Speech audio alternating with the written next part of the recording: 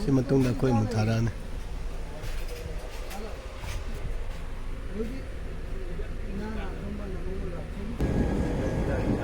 이거는 또 파지거든. 이거 파지 이게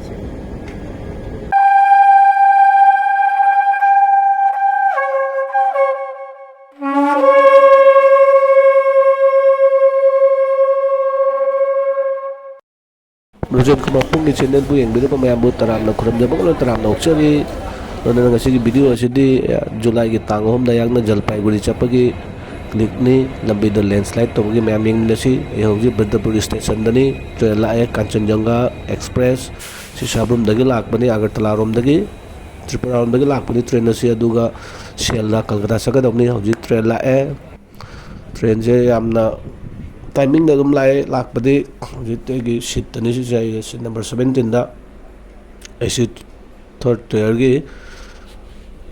train je tonga la matung nei jang hak pothare sang nung sa raga pothare pothabo loraga di train je hoji aina kano torok da pung mari ahum kai mari dwai da train je chapa yadre chapa yadana numit chupa ma pung manga matung na thane haram bani aduga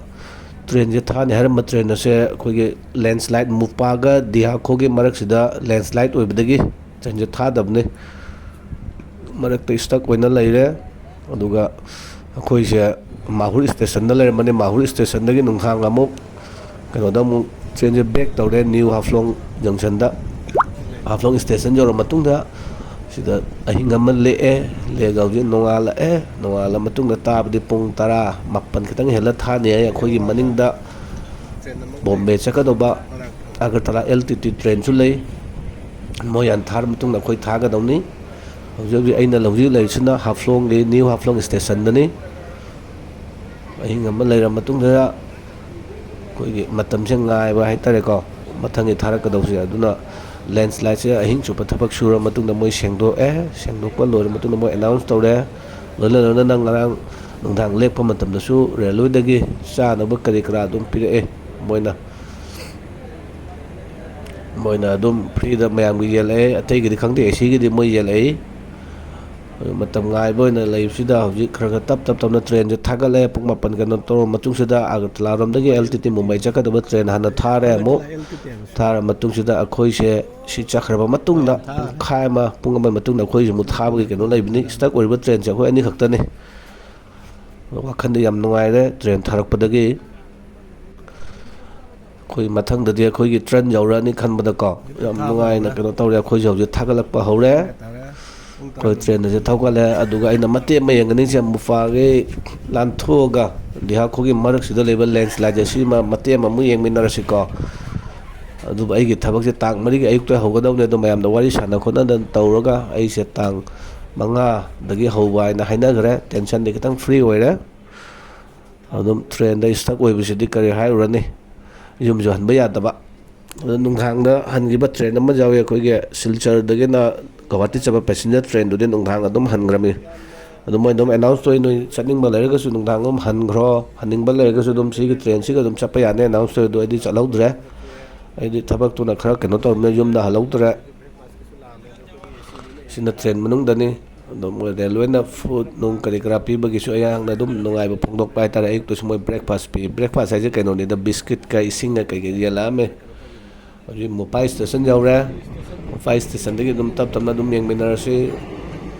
Mopai station dagi hek lan thokpa ga kitang thawgala gani laiga doise sida train ama malgari ma khamna leirame Mopai station mo yu chat pa yada dum tawini Mopai station lanthor matung sida train khara kano tong si train sin ngarang JCB ga moi kari kaubuna chain tro ko na bdo adu mani ka pura chakhim ni moi na sengdoi ni sengdo matung na line check clear oi rakani pai station lanthor ga khoi kano ma thengnani shurung ama leibni tunnel ama train no lanthor matung da di tunnel lu matung da ni khara thawgala leise Mopai station che masi yam na moi so thabakti kan surame abdi train se stuck koi lamsang se point na ko aten ma chapadu de moi dum clear tàu thôi nó cho cái cancel tàu thuộc này train nó hẳn là chặt không thể mà không thể tàu rồi khi nó làm sang chặt nó cancel cho tàu bây giờ đâu cái nó em đi passenger man đi làm bi lạc khờ làm nó có cái máy cái nó tàu này đối với nó tàu cái chân ngài lấy được này pai station đó cái thầu làm mặt tung nó lấy cái nó này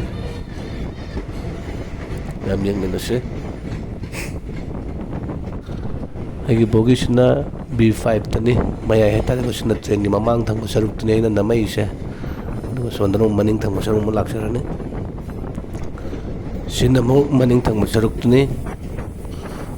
do ga hujug la ka do landslide tor phom je jaro ka do re koidre tang ngai re dia ko ga mo pa gi marak sini segi tunnel se si tunnel yo ramina mamma minai mo tik se mo tawra ro sina tunnel se lan thor matung da train se speed che khara tap thar mina khang mang me khoi ji sai landslide to ngarang landslide to gi pham do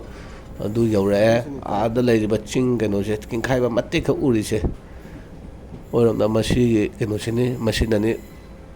king khai rak pa de mayam je phasi na le se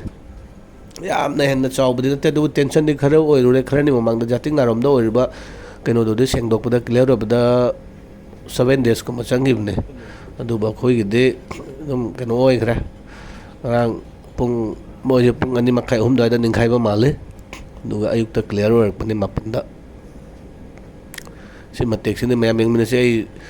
trap tap na thoram ni na video je nam ba de khar keno taw re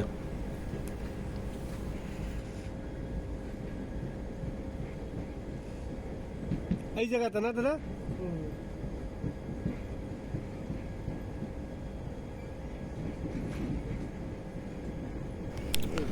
si nong mamang da nong su ki bija ne adu ke no do na ning khai pa ja ne yam na chaw na ning khai bine te do mathak ta ge dom tarak pa se sina ma gi nakan da chale ba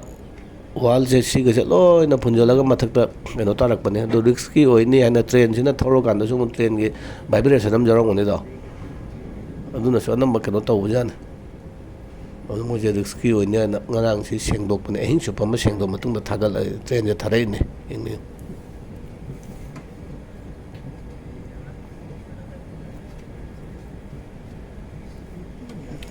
mapam je lan thorak pa matung da tension gitang free oi re hoji khoi lamding jorni lamding da gi dum thogda rani samai dum thorak pasina khoi je lamding yogo da ba khara budi wale pung ani gum budi wala ngodo male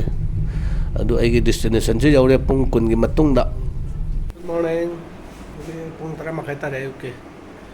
ai ngarang train do pung ani makai tang hela ga yawre moi lo ba lai ya ina moi pham do jawre tumma ga ha ma ho le ni saya tumma da pung bari muta ga taw wow de kitang de wa hauji workshop ho ne bye bye